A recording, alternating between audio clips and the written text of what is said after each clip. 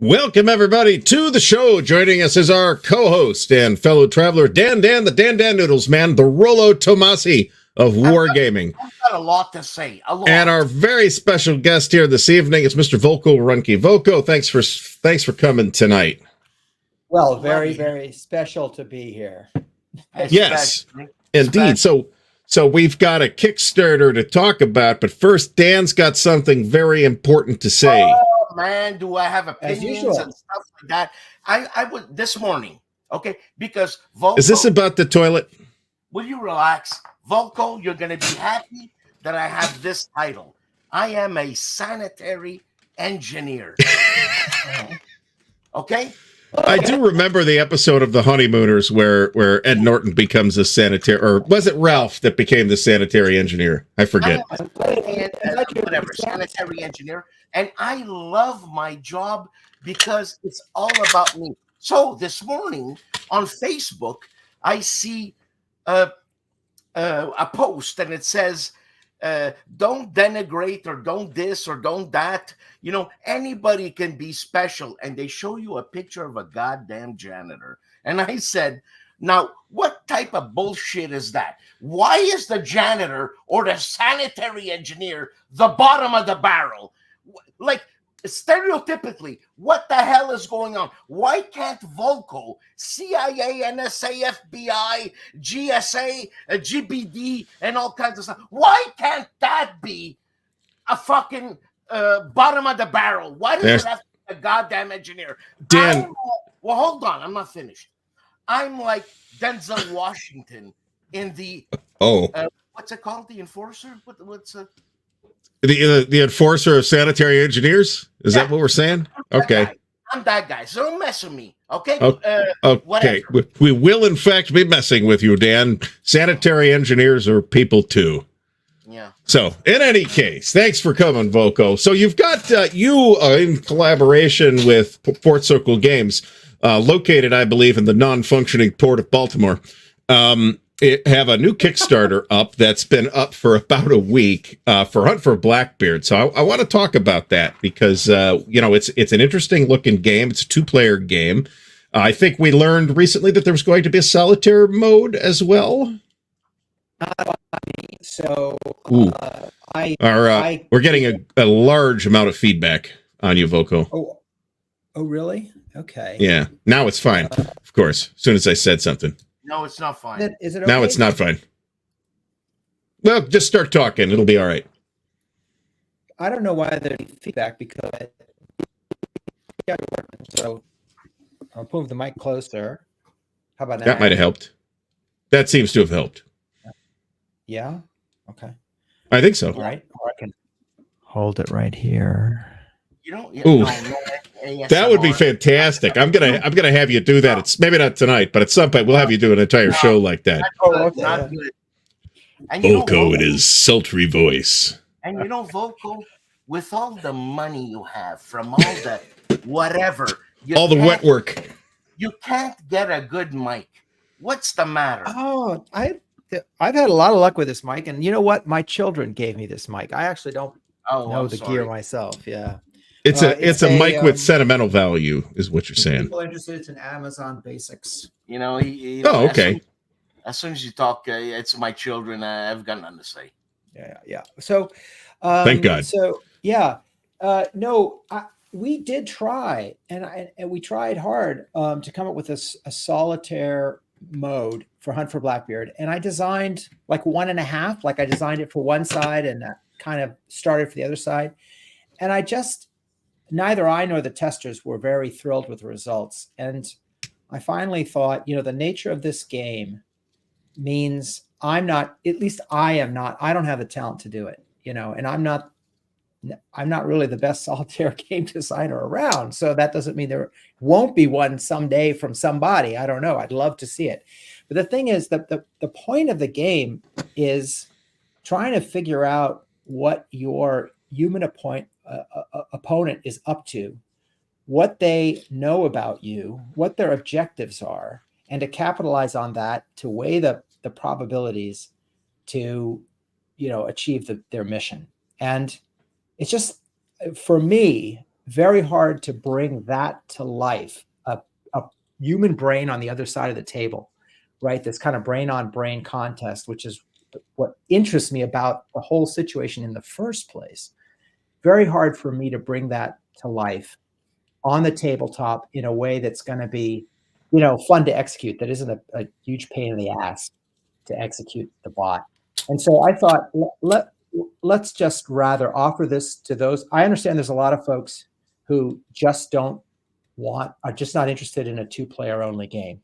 They don't want to have contact with other human beings. They're not connected to the internet. They just want to have their own solitary experience in their basement. And I love them. It's just a game for them. Can I stop you, Volko? Not every game needs to be for everybody.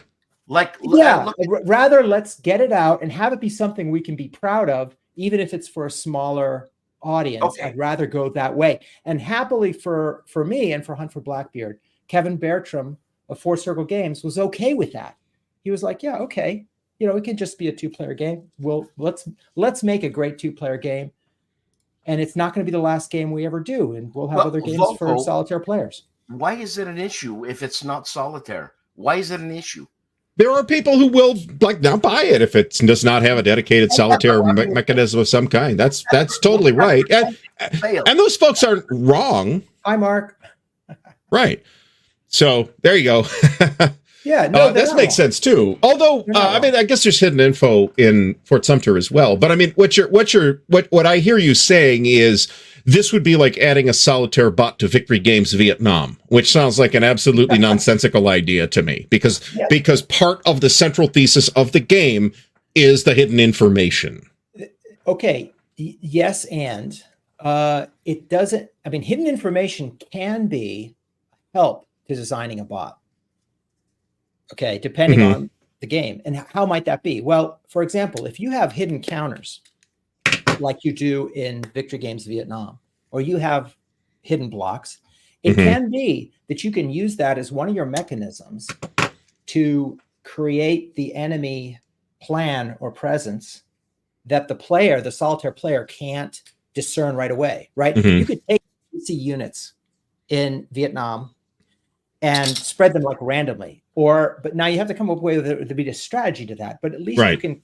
What I'm saying is, hidden information in and of itself can go either way. It can actually be leveraged. And so, for Coast Watchers, a game that I've got right now on GMTP 500, it has hidden information. It has face down counters. It has hidden blocks, and it's going to have solitaire.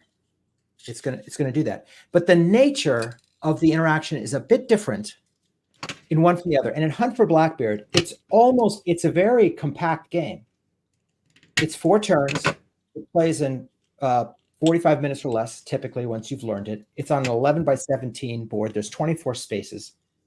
And the main thing the Hunters player is trying to do is try to figure out where exactly is Blackbeard's ship and where's it going to be, so I can go fight it, right?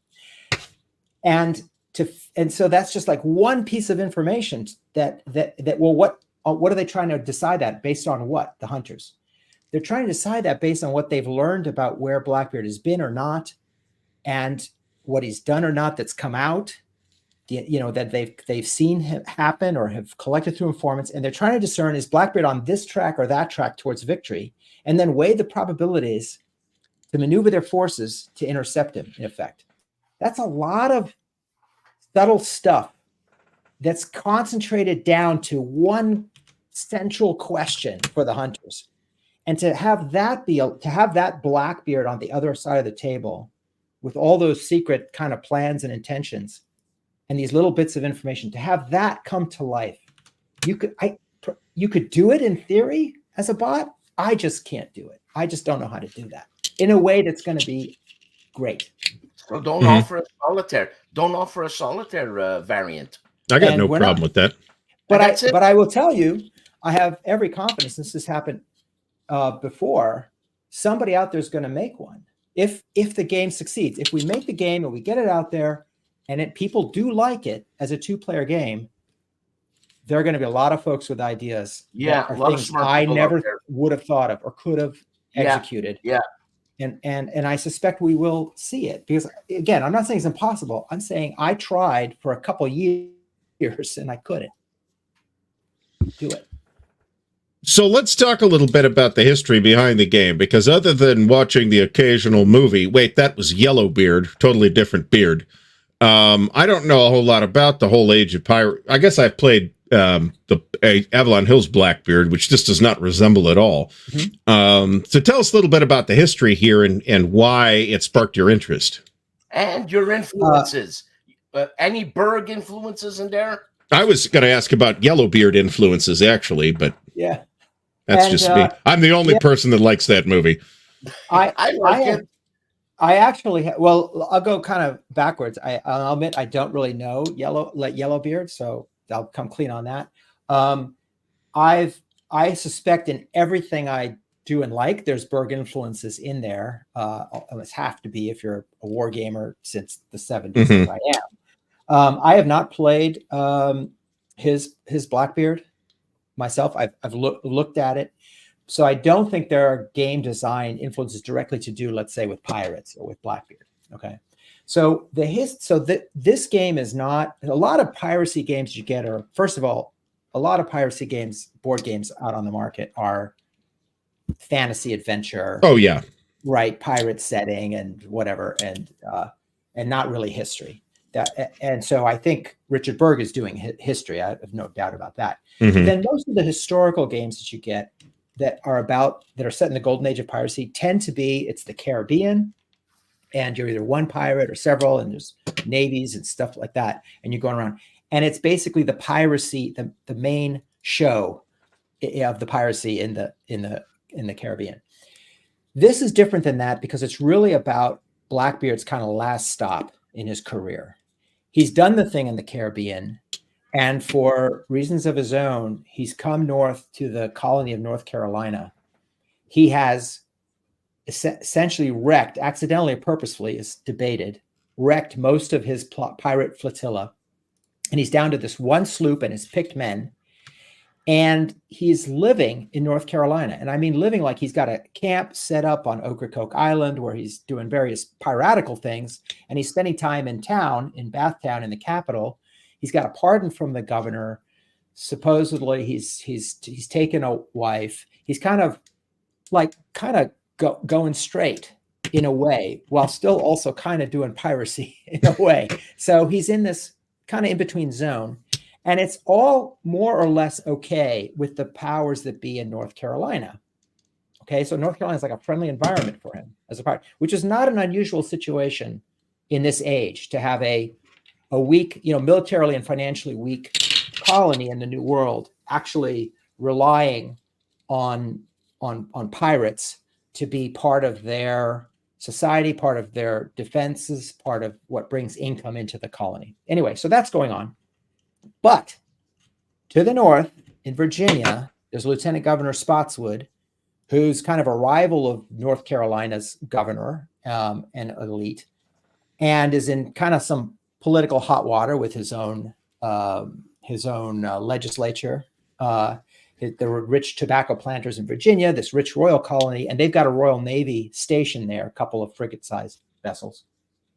And he basically says he's going to fund an expedition for the Royal Navy to go down into North Carolina. Since North Carolina won't deal with Blackbeard, Spotswood in Virginia and the Royal Navy are going to go take care of it.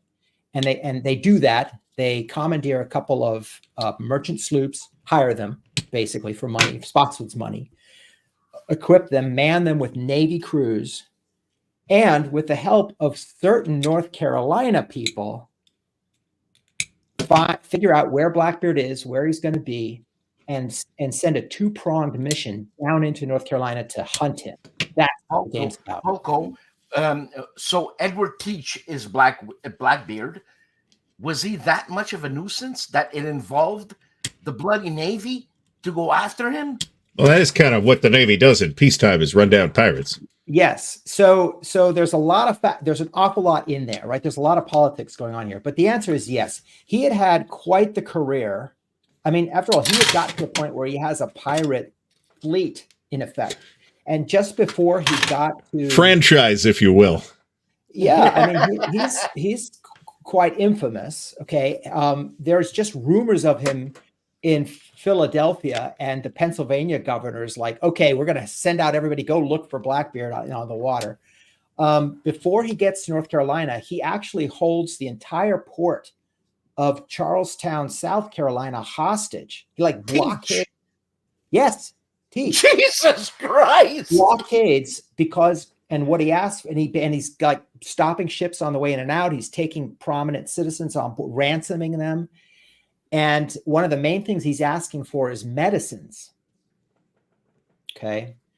Anyway, so he's for several days and then departs, and they end up sending out an expedition also to hunt him down, but they end up finding his compatriot Stede Bonnet, and in a battle between sloops, really interesting battle called the Battle of Cape Fear, they managed to defeat and apprehend Stede Bonnet and his crewmen, who are separated from Blackbeard by that time. Anyway, so yes, he was a big deal. He was a famous pirate, and so now by the time he's in North Carolina, he's got a couple dozen guys, and he's running out of money. He's got some gold dust, but he's running out of money. But so he's taking loot on the sea from the French mainly, but it's stuff like cocoa and sugar and maybe. So he's pirating, right? He's pirating. He's pirating. Okay. He's also annoying passersby in North Carolina, fishermen and others. He's doing some annoying things, but he's also hanging out with the elite of North Carolina. He's got a parent friend, Tobias Knight, who's like the right-hand man to the governor. He's on good terms with the governor. As I said, he's received a royal pardon, which is sketchy legally, whether the dates work out right. But anyways, he violated that pardon, and North Carolina is kind of okay with that. But the planters up in Virginia are definitely not okay. And Spotswood, to give himself, Spotswood's got all kinds of agendas here, but one of them is to look great as a pirate hunter, right? Basically, to fund this Navy expedition that succeeds. So he's a bounty hunter. He's a bounty hunter. Well, it's not for bounty. It's costing Spotswood a lot of money, but what it does is it placates his his legislature, that are upset with him for a couple of reasons. He's spending too much money on building his governor's palace, which you can go see in Williamsburg now. It's that structure. I mean, it's rebuilt, but that was the design. It's Spotswood who made that. Giving his relatives a bunch of land in Virginia, now known as Spotsylvania County. Perhaps war gamers may have heard of it. Yeah, right. Well, that's right. Spotsylvania Courthouse and all that. That goes back. That's Governor Spotswood who hunted down Blackbeard. Same guy. Okay, so it does that. But here's another thing that is probably very much at the heart of this. Virginia is a royal colony. Governor Spotswood is a lieutenant governor, a royal lieutenant governor. North Carolina is not that. It's a proprietary colony. So the king gives the proprietors basically a sovereignty to govern that colony and develop that colony. And so Eden, the governor down in North Carolina, he's a proprietary governor. And there's a tension here, right, between the royal and the proprietary governors. And Spotswood doesn't like that. He wants to have North Carolina like go down as a proprietary and become a royal colony and maybe be under his control. So there's a political rivalry between Spotswood and Virginia and Eden, North Carolina. And so what Spotswood is, hey, if I can get the evidence that Eden is colluding with Blackbeard, right, I can smear him. I can bring him down politically. Volko, what year are we talking about? Give me 1718. 1718. The only reason I knew that is it's on the box. So no, but I mean, you know what, Volko, you create mechanics and different type of games, and it's kind of silly to have Volko Ruhnke under Blackbeard, because it's pirates and it's fantasy and all that. But man, what you're saying there, it's really detailed and unbelievable. Well, yeah, and I don't mean to say that pirates were fantasy, but there's a couple of problems with it as history. One is there's like scraps of information, like we don't actually know. We don't know that Edward Teach was his real name. We don't really know where he was born. Different historians have well-informed theories, but there's there's a lot of controversy over that. He had a kind of a short, glamorous career. And anyway, a lot of records were destroyed. A lot of records on the Virginia side burned in the Capitol building where Blackbeard's crew was tried, and so on. So Don't the Brits have all this info? They do, actually, some of the key info is indeed in London because it's letters by the Royal Navy writing back to the Admiralty in London, but they're writing very brief reports, and then they have that. So yes, there's not nothing, but it's scraps. Okay, so and even at the time, the main thing that we know about pirates is written in a book that was written for popular consumption. So it's got facts in it, but you can't trust what hasn't been glamorized even back then in the 1720s, right?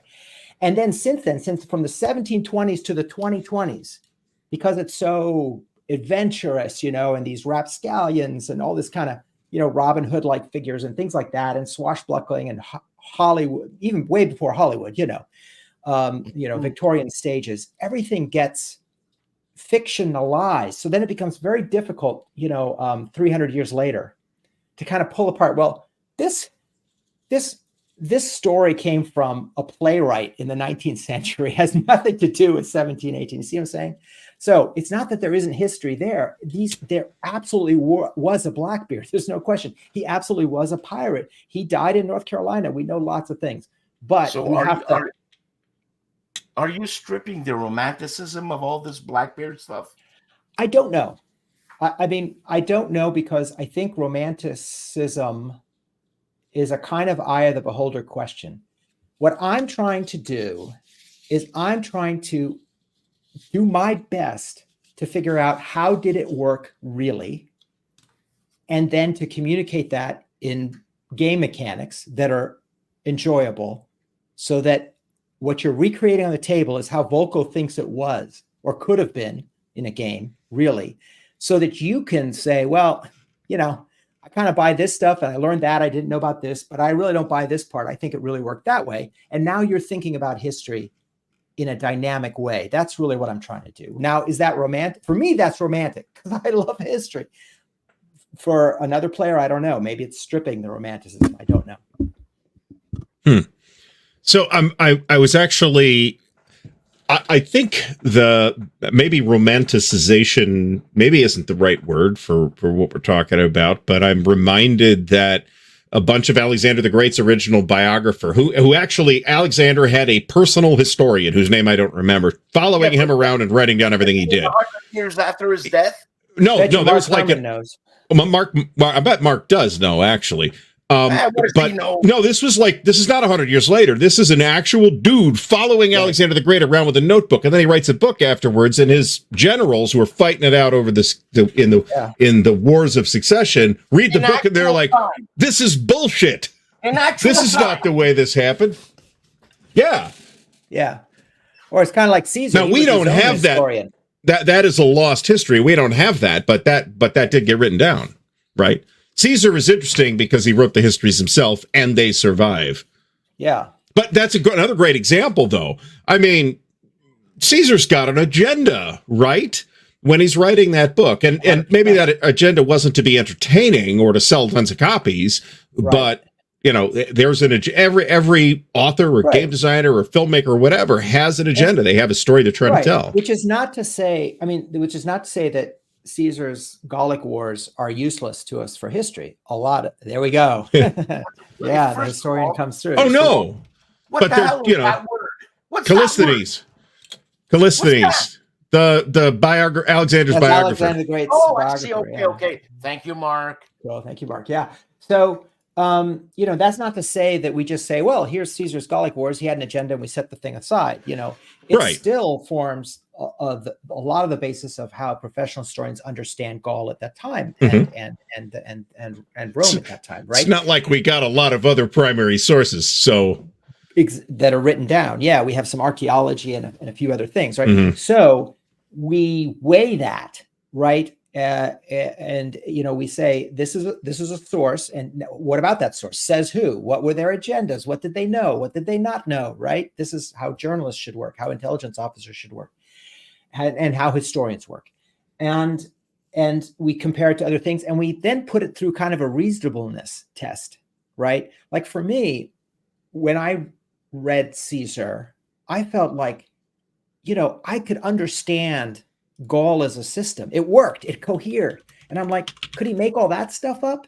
About who these tribes and there's probably some details that he exaggerated, many that he left out, no question.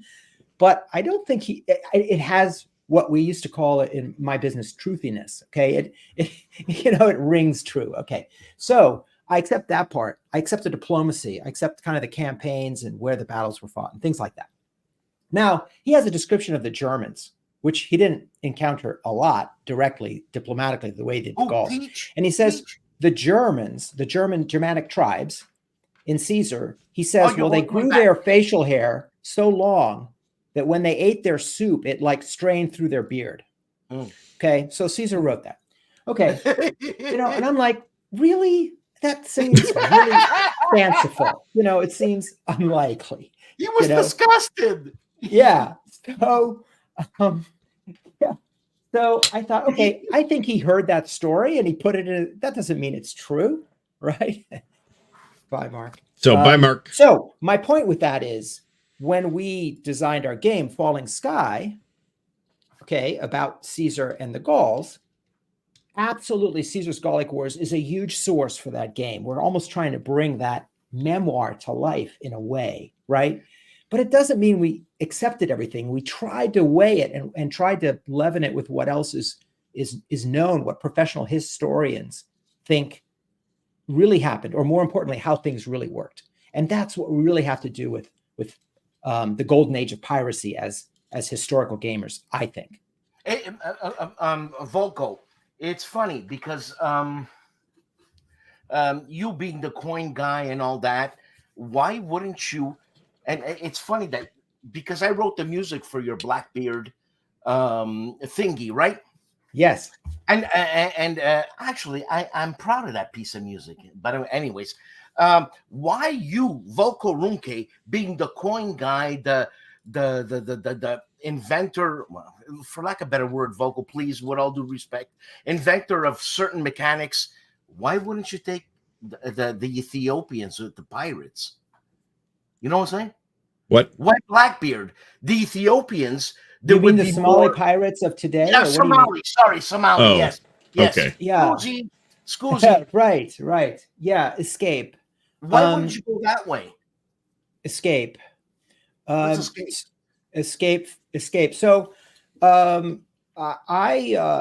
love history, and I'm kind of a tourist. I go here, I go there. I do, and yes, I did a number of games that were focused on modern insurgency and counterinsurgency, and I thought those were important topics to cover, and I was very interested in them. But ultimately, those things are kind of close to work, and I'm retired now. Like I kind of feel like I did my time. I see. Okay. Okay. And I have. If you go back to my first published game, you'll know that I'm a fan of 18th century history. I'm very interested in it. So in this case, it was exactly that kind of escape back into history, because I was very interested in manhunting and the theory of manhunting and how we could represent that on the tabletop in a realistic and interesting way. And I co-designed a work game that was set in modern times, that was set in Mexico in a hunt for a drug kingpin. But then I thought I'd like to do this for something that's in a period that I'm more interested from history. And that's how I got back to the golden age of piracy. It's time tourism. That's fair. Was this Wilderness War? Wilderness War. Okay, that's my first published game. That's what I thought. It feels like it's been a long time, but that's probably because you've had a lot of games since then. Almost a quarter century. Yeah. I'm old too. So what can I say? That people watching this is the mind of an artist. He is opening up and telling us why certain games work for him and the history and all that. This is the mind of an artist. Thank you, Volko. Yeah. Hi, I'll tell you. Hi, John. He beat me to this, by the way. I recognize George Thomas on your wall. Thank you. So I am in Virginia. I consider myself a Virginian. So I have my kind of Virginia versus North Carolina side in Blackbeard, though I don't try to let it show in the game. But anyway, and being in Virginia, I'm kind of in Civil War Central, so there's a lot of Civil War history. And so I have kind of the light and dark of Virginia history in my personal view on my wall here to remind myself of that. George Thomas was a Virginian who sided very successfully and famously with the Union, and is absolute demonstration that it was not the case that it just because you lived in Virginia or were from Virginia or identified with Virginia that you had to favor secession and betray the Union. Mosby is the other side of that. So he was a very active, of course, famously active partisan commander. And about a couple hundred yards in this direction, some of his men assassinated a pastor who they had dragged out of his house in front of his family, along with a black assistant, took them out into the woods and shot them. And the pastor was killed. 100 yards from your place. Yeah. There's a historical marker just over here. So anyway, so this is local history. And I don't want to just think about, I don't want to romanticize it. I want to know how it really worked.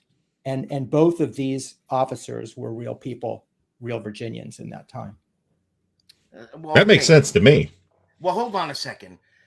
He doesn't want to romanticize it. I understand.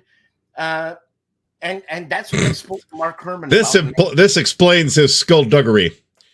I spoke to Mark Herman about this, and Mark Herman asked me why I didn't like Gettysburg or whatever. Something happened in that because I said it was too Americana. Gettysburg was too Americana. Obviously, it's Americana. It's Gettysburg, for God's sakes. So I completely forgot what the hell I was going to ask you. As usual. This has never stopped Gilbert Collins from doing 75 videos on different Gettysburg games, by the way. I'll pivot, meandering Mike's question. Yeah. Are there any games that did provide mechanical inspiration? I'm unfamiliar with Letters of White from Whitechapel, other than having heard of it. And I'm sort of a little bit familiar with it, and I've not played with it. I have played Fury of Dracula, which I've also heard of. Old cool Games Workshop game. A cool man-hunting game, if you like. And the answer is not directly no. I actually designed Hunt for Blackbeard because, again, I've been working on this game since before the 300th anniversary of the. Cool. That is it. There you go. And it's very successful. It's got several editions, and it's a fabulous game. I totally recommend it. But I've been working at. I wanted to have this thing actually go to print in time for the 300th anniversary, which would have been November or December, depending on how you count it, 2018. So, so I know some of the Fear of Dracula has been around for a while. I knew of it, but really I was bouncing off of what I had done in Kingpin, The Hunt for El Chapo.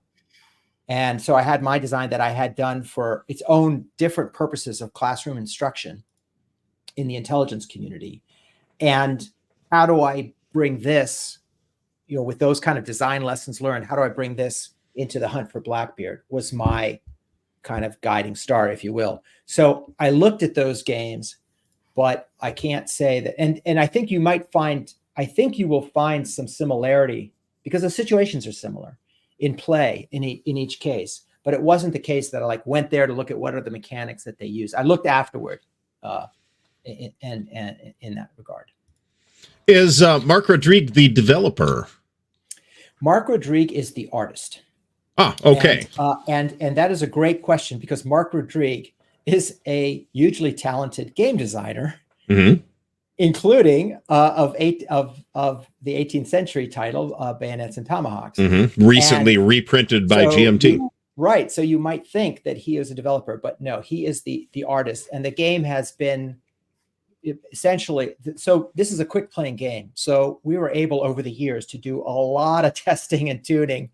And Mark Rodrigue is involved now when the design is set, right? That we're not tinkering with any game mechanics or anything like that. This is just the art.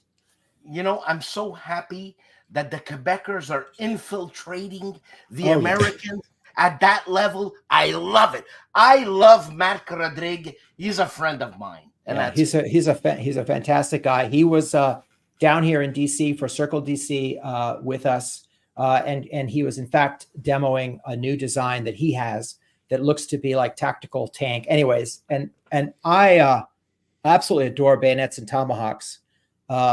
Happen to, if you know me at all and you have tried Wilderness War and you liked it at all, at least if you like the topic at all, you gotta get bayonets and tomahawks because it is an absolutely awesome French and Indian War model.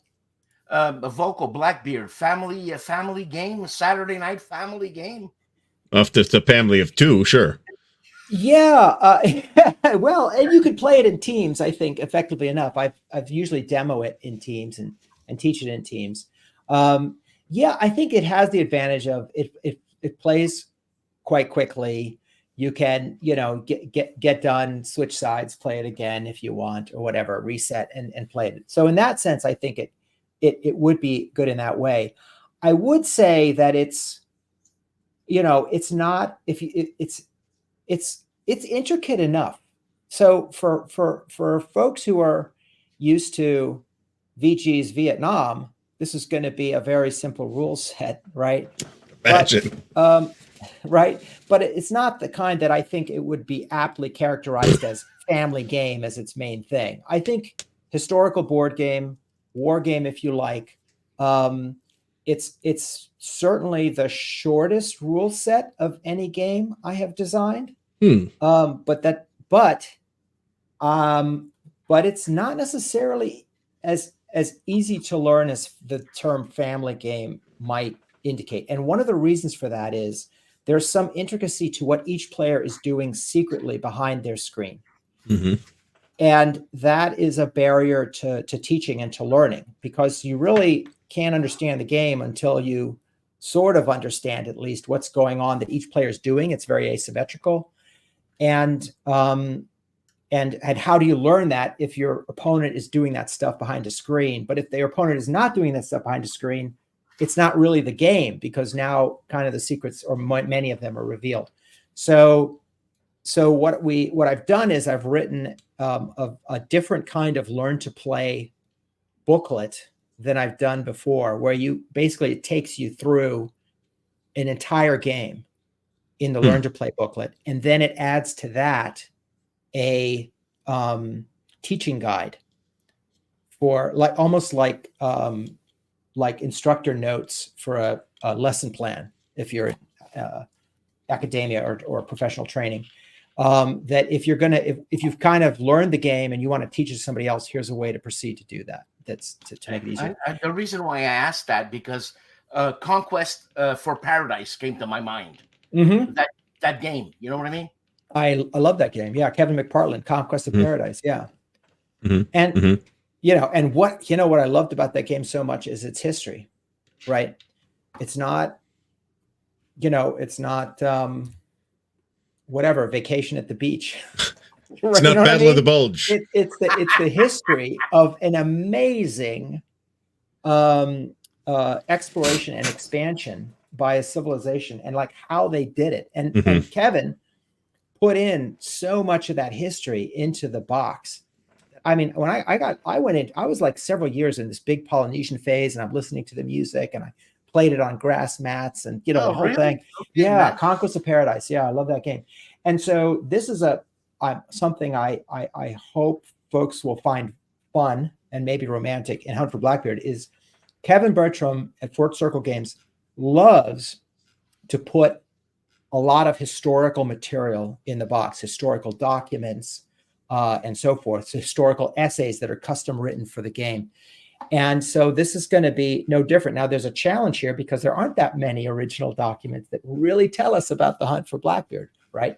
And they're not things that you can just like mimeograph, right? They're like handwritten, crumpled, crinkled page or crackled pages in the London archives or something like that. But the historian who I think knows absolutely the most about the Hunt for Blackbeard and whose theories I find the most compelling, his name is Kevin Duffus. and he's written a number of books, including last year, including this one right here.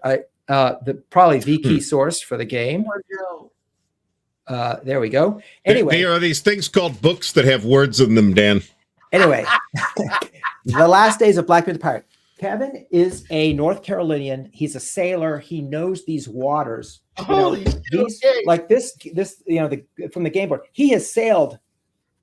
He has sailed this sound, for decades, right?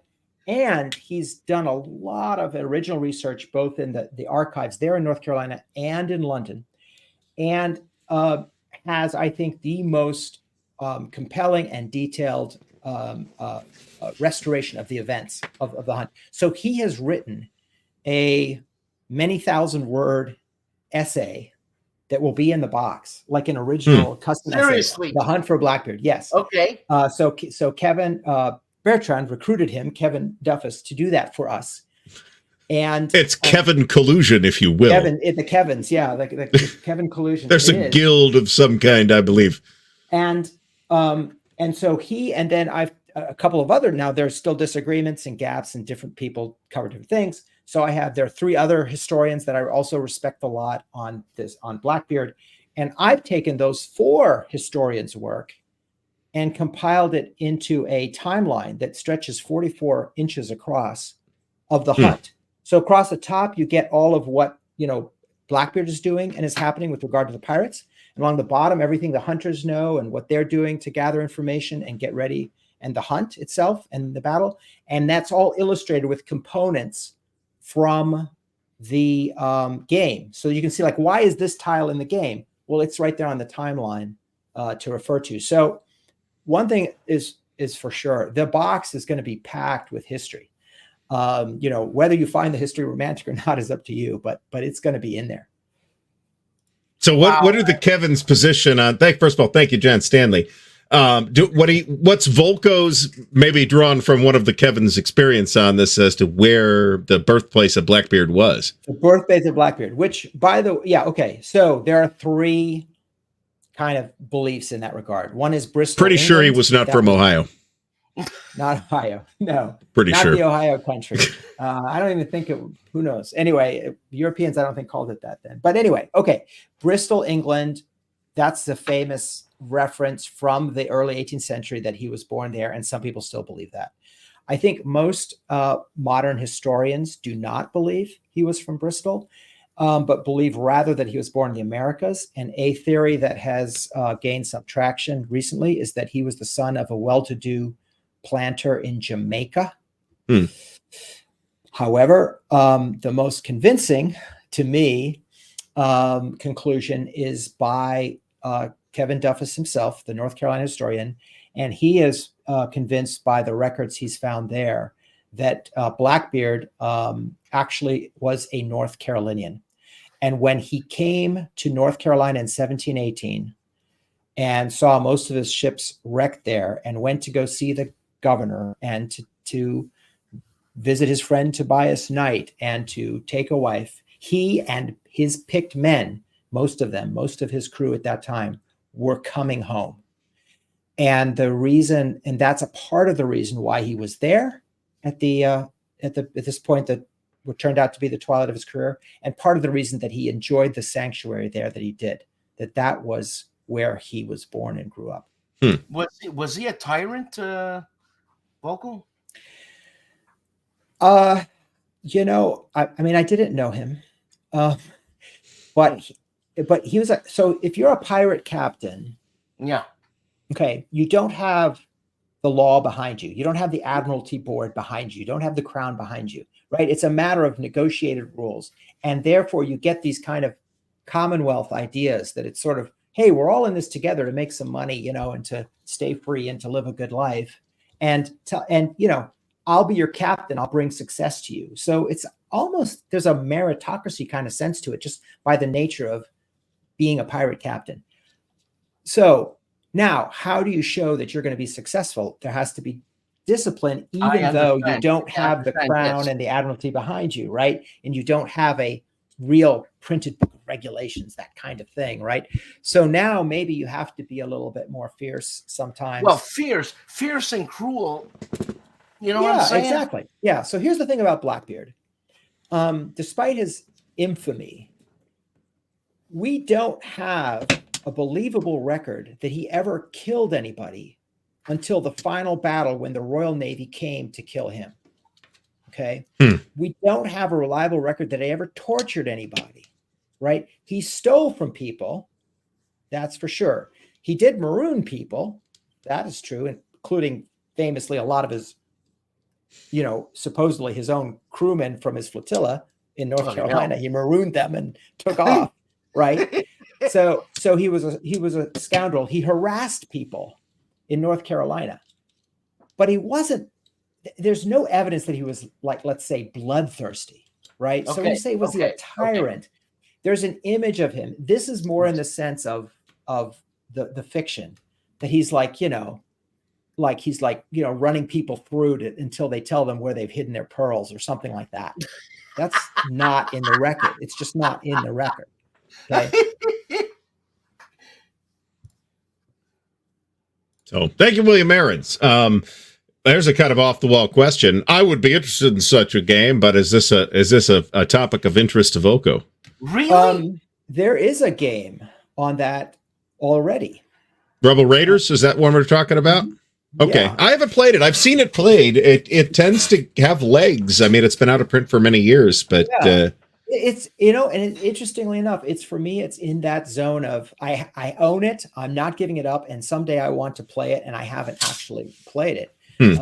And I think I'm, waiting to be in that kind of, American Civil War mood, which hit me in the 90s, Also known around here as Tuesday. Is that right? Yeah. So, pretty much. I kind of live in Civil War Central, so I don't, I don't, like I say, I don't want to forget it. It's on the docket for someday. So I think I would have to play that game. Is that Mark McLaughlin? I think it's Mark McLaughlin. I think so. Yeah. Okay. I would have to play that game and decide there's something here that needs to be done besides that, because it looks very good. So, yeah. However, do I think it's a cool topic? I absolutely do. Mm-hmm. Mm-hmm. I can't argue with that. Yeah, we don't have. I feel like we have the blandest history in the entire United States here in Ohio, to be completely honest about. That's nonsense, of course, but you. Isn't there some like Bloody River or blood? Anyway, well, we set the river on fire. That's true, but that wasn't that long ago. That was only like 50. Actually, it's probably 70 years ago now. Oh my God! Look, people, relax. Oh, we're proud of it now. We've put it on billboards and stuff. We set the river on fire. Don't mess with us. But don't forget where you came from. You came from Quebec. Quebec created the North American civilization. So, well, what about Pontiac's Rebellion? Wasn't that Ohio? Yes, actually it was. I mean, and there was some War of 1812 stuff on both Lake Erie and Lake Ontario. I grew up on the shores of Lake Erie. Aren't there like 1790s about Blood on the Ohio? Yeah, Blood on the Ohio from Compass. Yeah, absolutely. I knew the word blood. When you said Ohio, I thought blood. I knew there was something. Blood, some kind of bloody Ohio thing. Plus, Morgan's raid got as far north as not too far east of here where I'm at, actually. I think he reached close up to Youngstown area. And I'm about, 45 minutes from Youngstown, something like that. What I find is this, that the closer you look, the more there is to see. And that's true. Whenever you start studying, any community, anything that human beings are doing, it turns out to be way more complicated than you thought, right? Oh, and whenever we learn something about nature, about animals, they turn out to be much more intricate and sophisticated in their behaviors than we thought, right? Mm-hmm. And I think it's that way with history generally, that you look at any setting and you find out there's all these things going on. If it's somehow been recorded, there are all these things going on. There's all these interesting questions raised, and games are a great way of addressing questions because they kind of ask you to fill in gaps, right? And especially questions about how things worked. So then then how many historical board games could you design set in Ohio? And the number is infinite, right? You can keep doing that in interesting ways forever, right? So I just am not a believer in the idea that, we have a bland history here. No. You are, of course, right. Tecumseh actually was from Ohio, but possibly better known to wargamers is William Tecumseh Sherman was also from Ohio. Oh, he was he? Okay. Yeah, Lancaster, which is about, I don't know, half an hour from Columbus. We went to his house, and by the time the tour was over, the tour guides were asking me questions. So, yeah, I've had that sort of thing. Yeah, well, I expect that from you, Volko. Yeah, we were on the USS Taurus in Baltimore Harbor once, which is it's a museum now, but it was the last World War II submarine, U.S. World War II submarine to sink a ship. And I was going around with my sons, and I'm telling them this, I'm telling them that. And by the time we got from the stern to the bow, we had like a little group of people following us. Like, obviously. And of course, all of that was from games. I was playing Compass Games, that's fantastic, man. Silent War from Compass Games. Like I was like so into World War II. Is Sherman Tecumseh there? The guy who makes the paint, Sherman Williams. I seem to. Yes. What? That's right. Yes, I used to work for Sherwin Williams. I've ever told you that? Whatever. But yeah, I mean, I'm not being political here. But I seem to like that guy. You know what I'm saying? Who, Sherman? Yeah. Okay, so it's not Sherman Williams. Sherwin Williams, which is headquartered in downtown Cleveland. I used to work at the main office as an assistant. Right, but that's Sherman, not Sherwin. Whatever. Tomato. So have you heard, you may not, as a Canadian national, you may not have heard of the Sherman Antitrust Act. That's named after the sponsor, Senator John Sherman, who was Billy's brother. Hey, you're going too crazy now. I'm just saying, we got a lot of Shermans here in Ohio. One of my good friends is nicknamed the Shermanator. So I'm talking about the tank guy. I seem to like him. The tank? The tank, you're talking about the tank guy. You know what I'm saying? I'm not sure I've ever heard him described in quite that way, Dan. Had tanks on the march to sea. That's why they call them Sherman tanks. That's right. And obviously, they rode the tanks to the sea. Him and Patton, for some reason, it's the same thing. One could write an entire book about parallels between Sherman and Patton, I suppose. But I'm not. Different wars, like Sherman was World War II and Patton was Vietnam War. Patton tanks weren't around in the Second World War. Okay, you should know that, Dan. You should know that. You should know that. I'm sure it was originally invented by a Canadian. I always used to praise you for not belittling me, and now you just did. I am complimenting you by telling you I expect of you. I have high expectations of you. You should know that. That's good. I'll have to use that at a later time. All right. So somebody, I forget who it was. Somebody asked when production is expected to begin, and of Hunt for Blackbeard, and the Kickstarter actually says they're going to begin production in July, but I'm not sure the finished games will be shipped in through the port of Baltimore whenever they're done. I think Baltimore's doing okay, but yes, it's a long supply chain from the deserts of Inner Mongolia or wherever they make these things to whatever to get here. So so Kevin Bertram has taken that into account.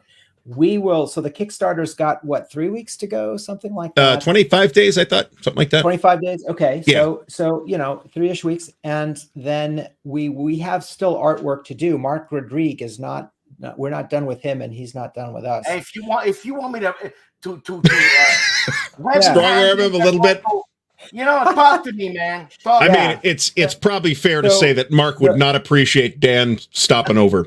So I should point out the art that you're seeing is pre-production art, right? It's functional, really, but we have the opportunity. This is a wonderful opportunity for a game designer.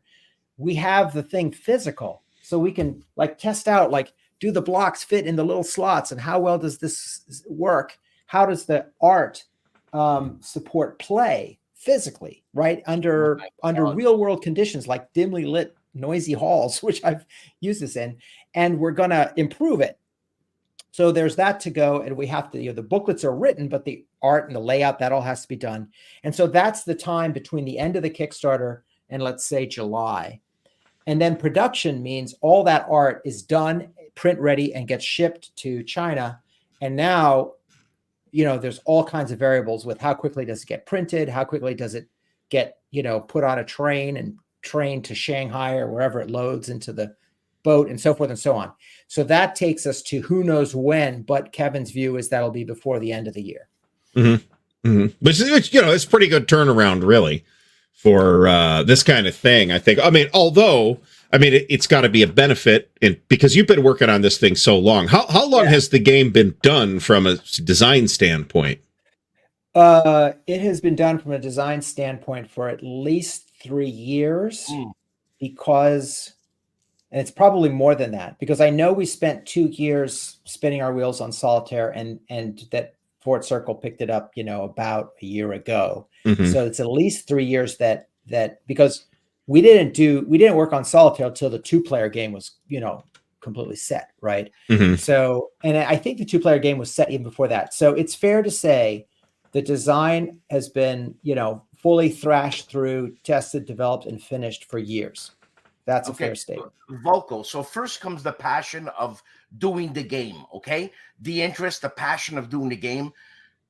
But then 3 years, how do you keep that going? You know what I'm saying? Yeah, right. I tend to peter out after approximately 3 days, personally. For God's sake, man, so 3 years. What? Yeah. Squirrel. Yeah, that's right. So, ask... Jerry White, how long he worked on Atlantic Chase sometime, if you ever have I'm going to puke. Because first of all, because it's love, right? It's a labor of love. Yes, We're not doing this so that, okay, we have a budget to meet this year. I'm not going to starve if the thing isn't published, right? It's not my living. It's joy. So fine. A long road is a joyous road. Yeah, but don't forget you have other projects that's happening in your head. Right. It's not the only thing that's happening. That's right. So it's actually more challenging for me to work on several projects at the same time. Although I somehow always get myself in that situation. It actually makes it starts to almost be a little bit stressful, right? But I'm a tourist, so I don't mind hopping around either. But in that time between Hunt for Blackbeard's, initial design, the entire Levian campaign series came into being, right, during that same period, right? And over the last year, Coast Watchers and what I hope will be Coast Watchers follow on a game about Verdun is happening. So there are other things happening, and that doesn't mean I stop supporting the Coin series or Labyrinth or Wilderness War. So in that same period, Wilderness War went on to rally the troops, thanks to the absolute genius work of Tor Anderson on that site. And that meant that was like over a period of months, correspondence, pretty intense for me, correspondence with Tor about Wilderness War, and questions like, well, if this situation comes up, because he's got to answer, his program has to work and it enforces the rules, right? It's got to work. So his code has to cover everything, right? That's not necessarily true of a board game, but it's definitely true of Rally the Troops. So he's like, what if this happens? And I'm like, I don't know. First of all, I wrote those rules, more than 20 years ago. And secondly, flipping through them, I don't think it covers that. So I got to come up with an answer now. It's a fabulous test of the system, right? Of the rule book. So that was happening. Rally the Troops, which now has Wilderness War, Andean Abyss, Nevsky, and another Levian campaign titled Plantagenet. So I was working with Tor at that time, and I'm, visiting and chatting with you guys. So I got plenty to keep me busy while we wait for art and production runs and things like that. And I kind of have a saying, nothing happens fast in board games. Think that's true? No. Yeah. This is why I never get bent out of shape about why hasn't so-and-so, I joke about it, but why hasn't GMT shipped my games yet that I paid for 17 weeks, blah, blah, blah, blah, blah, blah, blah, blah. Because what am I, out of stuff to do in the meantime? I can wait till it gets here. And Volko, who used to do that, have multiple things happening and stress them out, and it being a successful thing? Mozart. Mozart. Yeah. Yeah. Because Go ahead. Dan has lost me officially. I studied history, and Mozart obviously comes music history, and Mozart was mentioned. And the movie there, whatever the hell the movie was called, Amadeus, where he's on the pool table and he's got different scores happening, and he's actually throwing the balls and writing for Don Giovanni, his Requiem, this and that. Right. Yes, Volko. Yeah. Yeah. So I recently took a short online course, actually two, about Beethoven. And one of them was focused on the Ninth Symphony. And, themes in the Ninth Symphony, he had played with these themes like decades before. Before incorporating them into a greater work, right? And so these composers' individual work have a lot of genealogy and span time. And in terms of, stress about it, when you look at Beethoven's, originals, they're like he's like crossing whole things out and kind of this is crap, I mean, redoing it. And there was a lot of artistic churn there to Beethoven. And we hear it and it's like, oh yeah, that's great, amazing. Well, it's Beethoven, right? Volko, just like you, when you put a game out, it doesn't mean that was the final product in your head. You can always, that's same thing. So this is an interesting point. Never finished, only published. It's never finished as an artist. Never. Yeah, this is a By the way, super I interesting. think of myself rather more like Salieri. Really? Yeah. Who was not a bad composer, actually, and not nearly the devil figure that the movie portrays him as. Oh, man, the guy was smart. He worked for the king. He had a stipend, this and this and that. Mozart, cocaine, dead. Right. Yeah, and in the story, in the movie, in the play, and in the movie, right? Salieri recognizes, right? Everybody else is kind of deaf around it, and he's like, right? He's I can't do this, but this is genius. Yeah. So, of course it is. I mean, if you watch the movie, that's evident in the very first scene. They lay that down in the very first scene. Right. So yeah. Do we know about any games about St. Clair's defeat in 1791? Let's see if Volko knows the answer to this trivia. There's a series of games, isn't there? There's a series of games about Native American battles in the 1790s, I thought. And I don't know what the name of the series, and they have very interesting, cool art.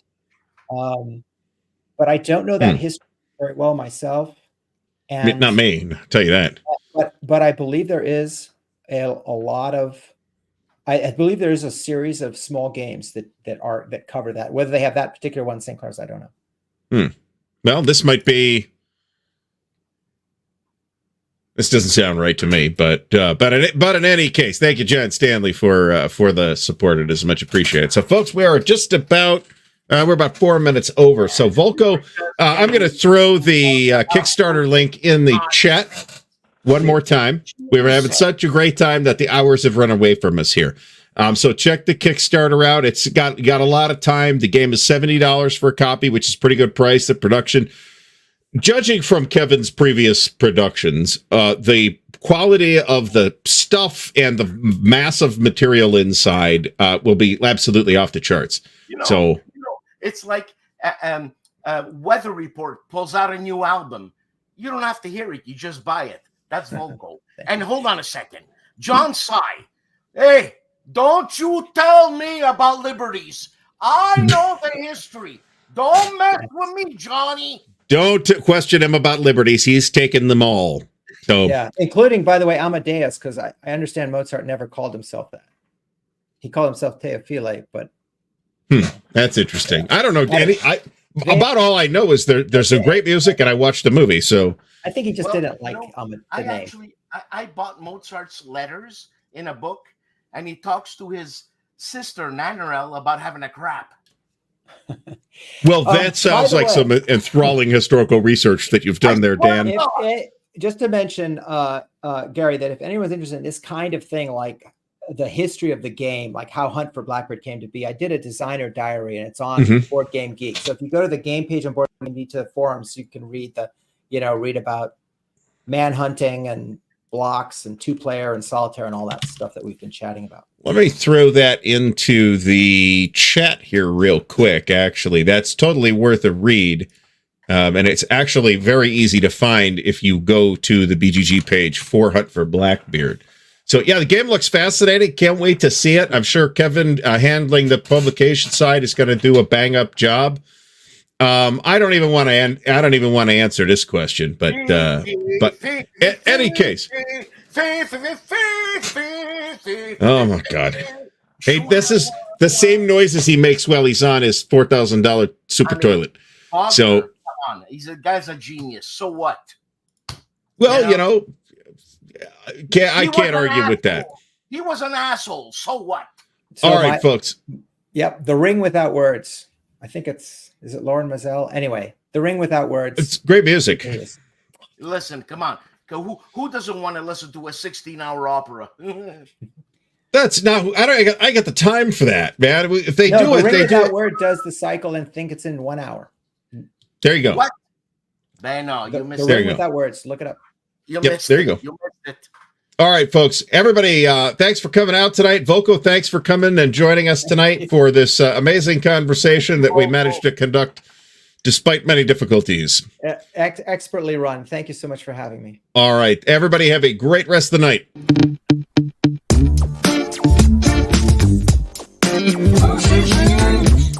Big move. Big. The moose is loose. Big moves. Big. The moose is loose.